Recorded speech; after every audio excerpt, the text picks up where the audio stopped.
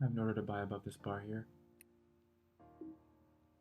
I'm looking for 50 cents. We had a double bottom bull flag here, breakout, and then we were pulling back with the spare bar, but we went outside up instead. So I thought it'd be reasonable for a scalp, and then if we get a really strong bear bar, I'll exit. I should have exited at the close of that bar.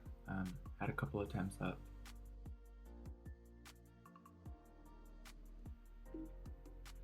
I ended up getting out here, moving my target order down to take a smaller loss. I should have sold this close to get out of the trade.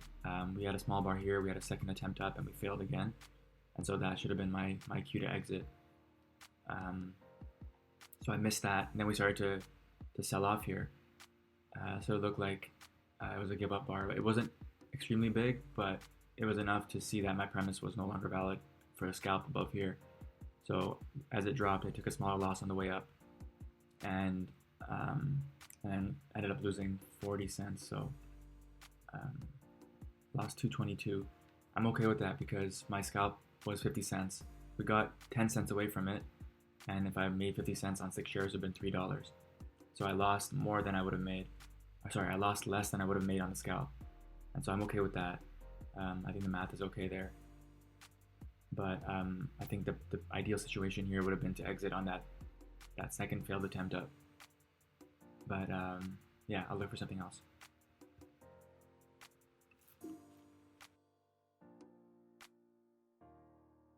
We had a surprise breakout, so I just bought as it was accelerating, looking for a 50-cent scalp on 5 shares.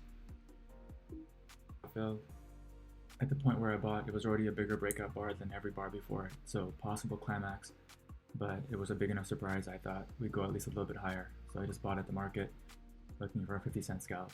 So I ended up with, I think, about, where did I get in? Yeah, I made 50 cents. So 250, but I was down 220. So up 30 cents now on the day. I think it's still a big enough surprise that we're probably going a little bit higher. But I don't want to buy too high, so I'm not sure if it's a climax or not.